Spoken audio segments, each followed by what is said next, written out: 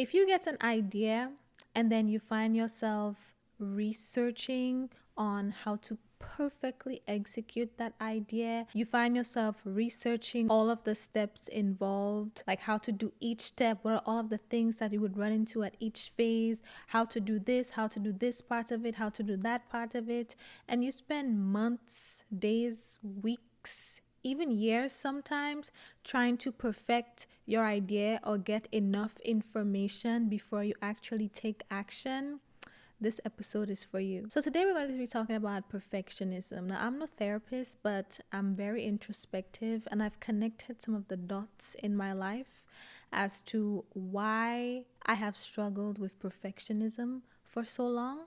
And I'm just going to be sharing that, and then we'll also walk through what has helped me overcome my perfectionism, not necessarily fully, but like to the point where when it comes back, when there is the desire or the temptation to start researching my ideas again, I have a way to override that so that it doesn't hold me back. So how did we even get here, right? I'm just going to talk from my perspective, from my feelings, from my point of view, okay? So I felt like when I was growing up, there was a lot of pressure to be perfect. Not necessarily be perfect, but to be very well at everything I did, especially academics. Like, I grew up in the Caribbean in St. Lucia, for those of you who don't know. And I feel like in our culture, there's a lot of comparison going on where you're often compared to other people, and then there's such a high expectation to perform and to excel.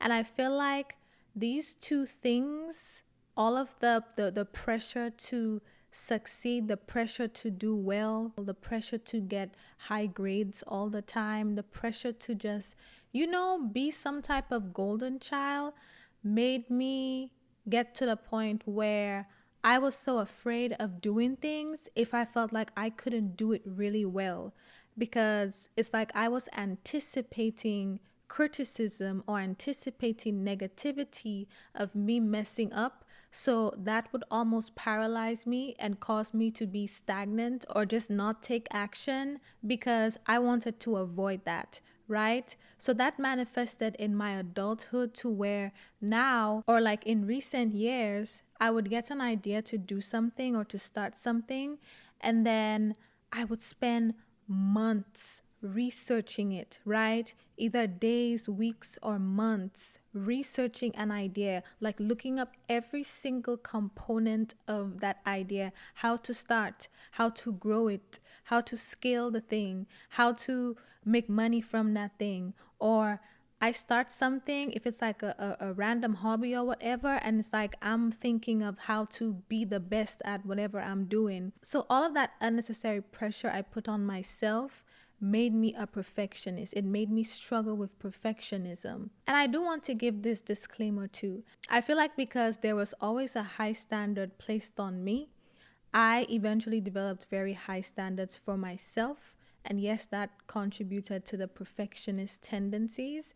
But then also, I kept a good part of it because I feel like it's not bad to have a high standard for yourself. It's not bad to want to do well. It's not bad to want to excel. I feel like you just really have to analyze your motives. Like, is it because you're fearing criticism or because you just want to achieve your highest potential at something? You see what I mean? It's the underlying motives that decide whether or not it's an issue or whether it's a good standard to have.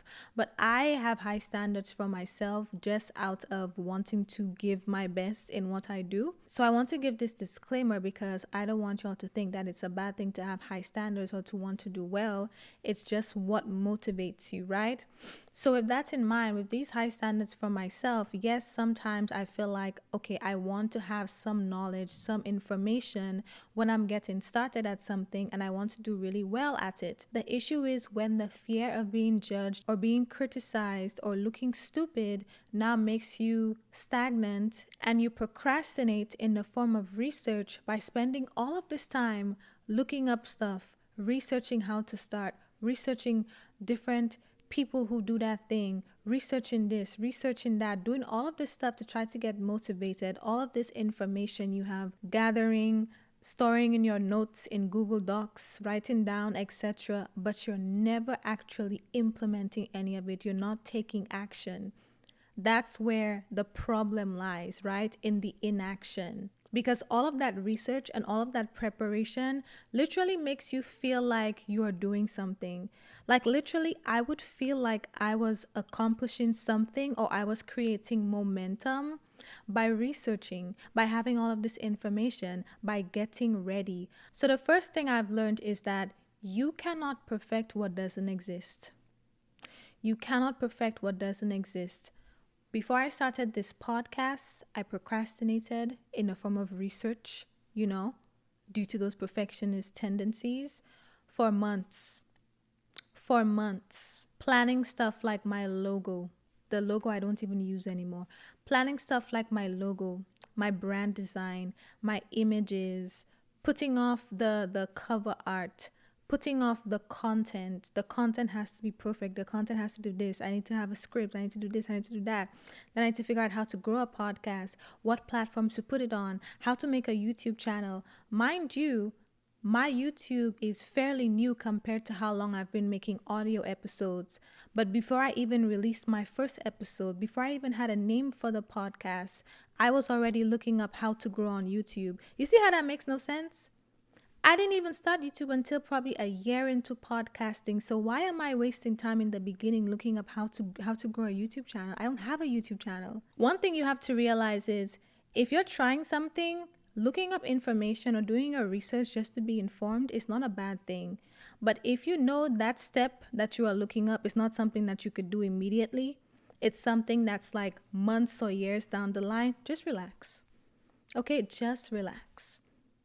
Just relax.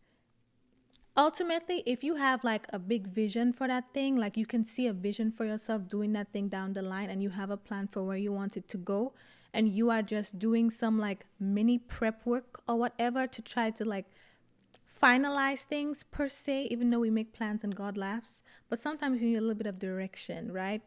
If you're doing that, that's not necessarily a bad thing.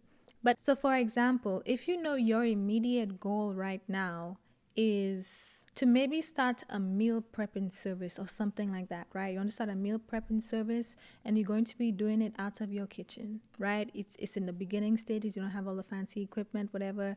You starting out of your kitchen. That's what you want to do. You want to have a meal prep service. If you find yourself spending hours and weeks, days researching, like buying a commercial building to put your business in, just take a few steps back, okay? We are not there yet. You don't have your first client. Why are you looking up how to buy commercial real estate? You see what I mean? Or if your goal is to like, I don't know, go back to school and get your MBA or something, why are you looking at post-college jobs right now? You see, the thing is, it's not a bad thing to try to like plan for the future, but if you're spending days and weeks looking up like postgraduate opportunities and all of this stuff, but you haven't even applied yet, maybe apply first. You see what I mean? Maybe spend the time looking up which school you actually want to go to, where you actually want to enroll, maybe submit the application before you start looking up all of these extra things if you know that's something you really want to do or that's something you're called to do, okay? Stick to step 1, not step 52. Slow down, okay? That's how we get into procrastinating. We start with step 1, and then before we even do the actions for the things that we learned in step 1, we're still researching and we're on step 52. Implement step 1, right? So the first thing I've learned is that you cannot perfect what doesn't exist. Sometimes, and I've realized this firsthand, sometimes you start researching, feeling like you're accomplishing something, feeling like you're creating momentum, fake momentum, because you're not actually doing anything. But you start researching and then you're on step 7 and it takes you maybe 6 months to actually do what you learned in step 1 of your research. So you just started 6 months later, 6 months into researching, you're on step 7. And now that you've done step 1, you realize that what you learned in step 2 doesn't even apply here. You have to do something completely different because things are going a different direction and you have to pivot. So now all of the information you learn from step 2 to 7 is obsolete. So, what do you have to show for the 6 months that you wasted preparing? Nothing. You cannot perfect what doesn't exist. The way you actually perfect, quote unquote, or improve, I should say, is by actually starting and improving along the way, which is the second thing. Develop a mindset of continuous improvement versus perfectionism. Continuous improvement will tell you, okay, I don't know what I'm doing. This is completely new, but what I will do is I will start and I will improve it along the way, right? So maybe I might set a timer for 30 minutes to an hour. That's what I do nowadays. I set a timer for 30 minutes to an hour and I research stuff relating to step one because part of me still needs the information. So I set a timer for 30 minutes to an hour, and with what I have gathered in that time frame, I have to use that to take action. And before I research anything again, before I start to look up anything, I have to have done step one. So whatever I'm looking up is relevant to the progress I've made so far and not some imaginary momentum that I'm creating by continuing to research something that I have not even started. So the mindset of continuous improvement will tell you, do something, put something out there, take the first step, and then improve on that.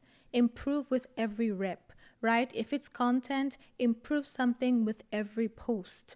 If it's working out, add another rep or add 5 more minutes to your workout so that you can build and improve your endurance and your strength each time. You see what I mean? Continuous improvement is just saying, let's just make small improvements along the way. With every step, let's improve something. That is how you actually perfect something or get to a point where you look like you're excelling at something versus like you're just starting out and you don't really know what you're doing. Because the thing is, when we're just starting out, we look at people who have been doing this thing for like 10 years and we compare our humble beginnings or our humble ideas because we haven't done anything to their 10 years of work, and we feel discouraged. It's like, how do I even do that? How do I even post this much? How do I even get these results? They have been doing it for 10 years. You can get there too and look like that to somebody else if you allow yourself to just improve each time. If you start and you just improve each time, if you adopt a mindset of continuous improvement versus comparison and research, because you want things to be perfect from the beginning, that's a fallacy. Like that's not actually a thing. That's not going to work, right? You have to give yourself permission to start from zero and work your way up to 100 or close to 100, 90, 80, whatever, you know? You have to give yourself permission to start at zero. That's the only way you can get better at doing something. But until you give yourself that permission, you will always remain stagnant. You will always feel like it has to be perfect. You will always be comparing your level 1 to somebody's level 10. Level 10 comes with repetition. Level 10 comes with improvement.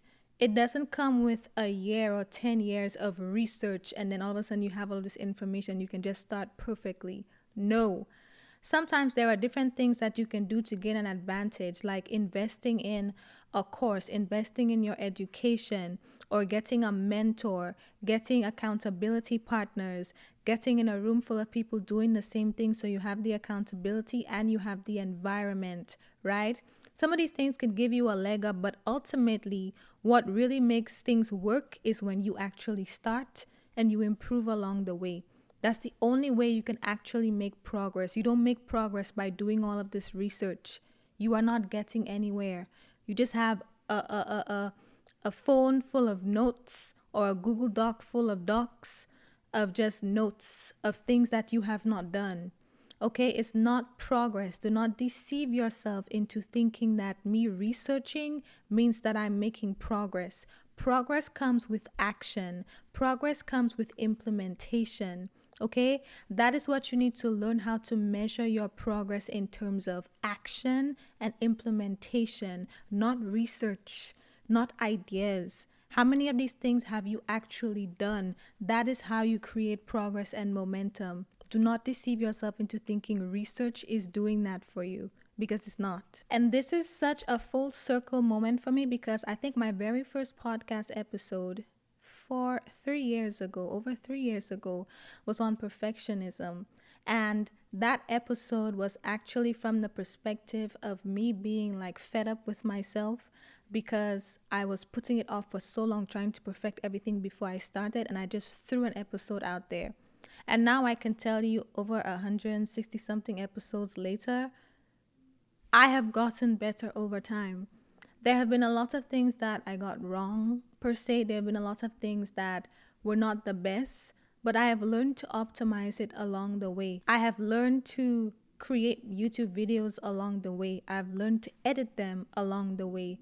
I bought the camera to record the YouTube videos along the way, but I didn't have the funds to buy my equipment and stuff when I just started. So it's like now I have a nice mic, but when I just started, I bought I think $20 mic from Amazon that I still have, right? And the audio quality wasn't the best. It was picking up on all kinds of background noises. But I was so afraid to start in the beginning because I was like, this quality is not up to par with my standard. But I had to give myself permission to start at zero and work my way up. And I'm still working my way up. And the thing is, it's not just with podcasting, it's with everything in my life. I had to give myself permission to start at zero and work my way up to 100. That is the only way you get better.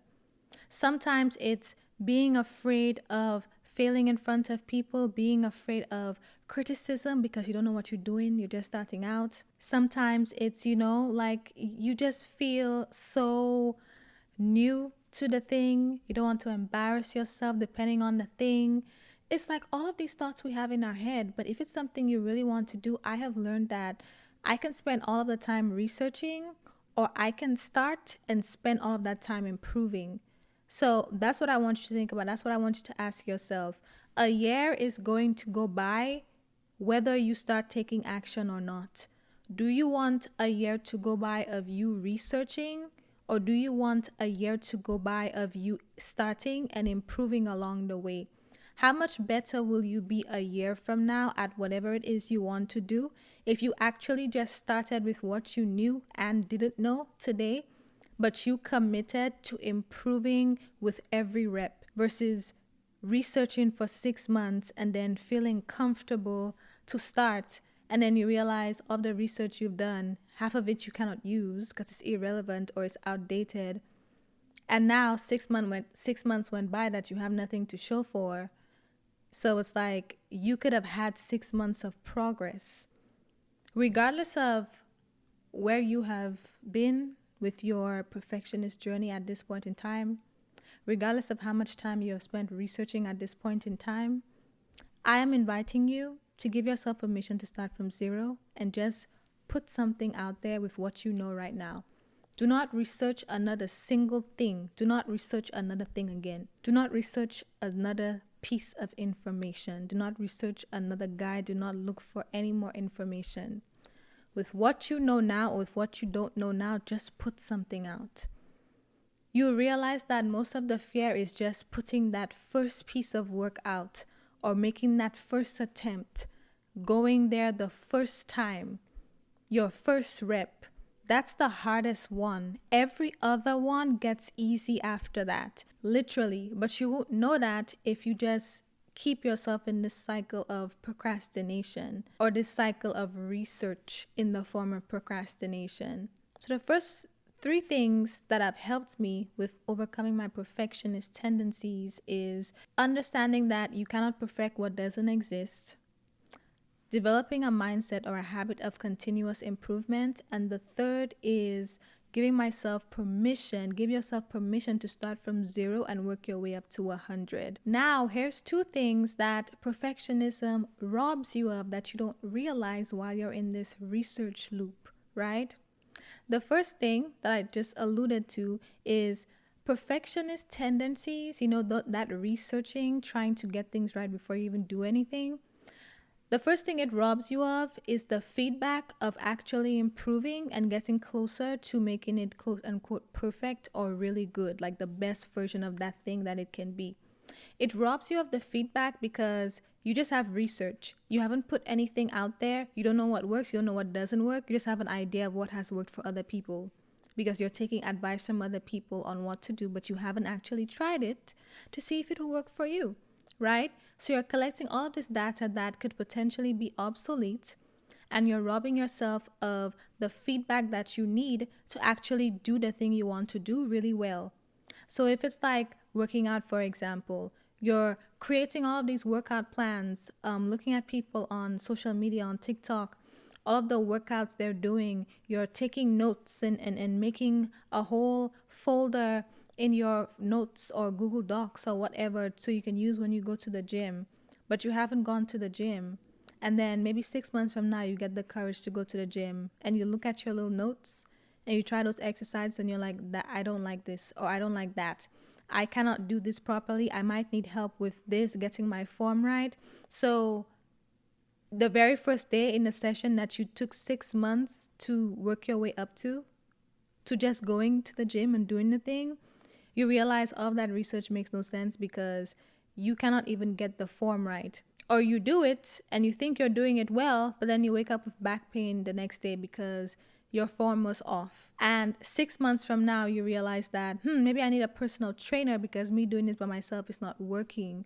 Or maybe I need to incorporate other easy workouts so I can do this by myself in the most inexpensive way and still get the workout that I need. But you learned that 6 months down the line after finally starting, when you could have learned that maybe on day 2. You see what I mean? Because if you went on day 2 and you realized that, immediately you would get that feedback like that this is not working. These workouts don't work for me. Let me try something else. And then maybe with you doing that for a week, you finally realize that, oh, you know what? Actually, I just need to go on the treadmill. Or actually, I can do all of the workouts that I need on this one exercise machine and I don't have to be all around the place. Or you know what? This is not as complicated as I thought if I just do it this way. In a week, you could have enough feedback to get a regimen that in doing it for 6 months, you could have already had the results that you wanted. But instead, you researched for 6 months before finally starting, and now you're starting the process of getting the feedback and improving 6 months down the line because you thought you had to research all the time. No, procrastination is robbing you of the feedback you need to actually improve on something. So instead of spending all of this time researching, you need to start putting things out there. Throw yourself out there, do it, get the feedback, and then improve from there, right? So that's the first thing. It robs you of the feedback you need to actually improve. The second thing is it robs you of the consistency you need to get the results. If we use the gym example again, going to the gym, you don't just wake up every single day and want to go to the gym in the beginning. It's hard before it gets easy, right? And it's even when you start going, it's hard to stay consistent too sometimes. And sometimes life happens and you have all of these schedule changes and you might find it hard to have a regimen where you can consistently go to the gym or any type of workout activity that you want, right?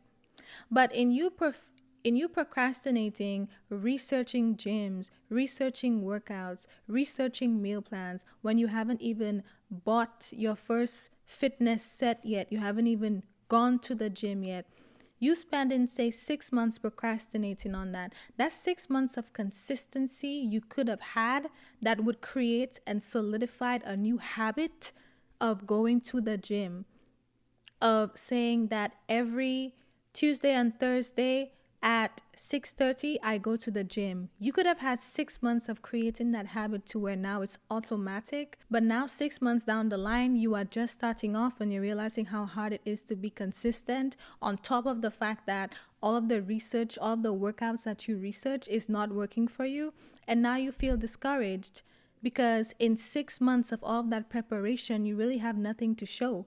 And when you see how going there for the first time is so anticlimactic, and it doesn't actually equate to the amount of research that you've done, like you thought you had all of this momentum with your research and then you finally do it and it's like completely horrible because it's your first time, that creates disappointment, that discourages you, that makes you feel like I wasted my time. What was I even doing this for? And you could give up right then and there. But if you just throw yourself out there and you override these perfectionist tendencies to research, if you just start taking action now, in 6 months, you could have 6 months of consistency. You could have 6 months of dealing with setbacks. You could have 6 months of your schedule changing or the weather changing or things coming up, but you figuring out how to still weave in your workout time in your routine, right? So 6 months down the line, you have a regimen for your perfect days and you have a regimen for if it's a busy week and you have to move things around, you know which times you're going to go to the gym instead or which times you're going to go to that workout studio instead, because you have 6 months of practice of moving things around as you need to so that you can remain consistent in working out, in going to the gym. You see what I mean? It robs you of the opportunity to be consistent and make that thing automatic so you don't have to consciously convince yourself to do it every time. I have been podcasting now for 3 years. If I don't record when I say I'm going to record, or if an episode is late or something, I feel it. I feel it because I know what's the norm for me. And that's why, in the past, I've even acknowledged this because I know what's the norm for me, because I've had 3 years of doing this consistently, right? It's literally like a part of my life, a part of my routine now. So I don't have to think about it. It's automatic. It's just something I know I have to do. And it's a matter of putting it in my schedule depending on how often I feel like recording or how many episodes I want to record at that point in time. You see what I mean? Because I've been doing it consistently for so long because I stopped procrastinating and researching and trying to get things perfect. So now it's just a part of me. Your perfectionist tendencies is robbing you of the opportunity to be consistent at whatever it is you want to do. So I want you to keep these things in mind the next time that whole research itch starts coming around the corner, when you have your next idea or for whatever idea you have right now. Give yourself permission to start from 0 and work your way up to 100. Improve on every rep because you cannot perfect something that doesn't exist.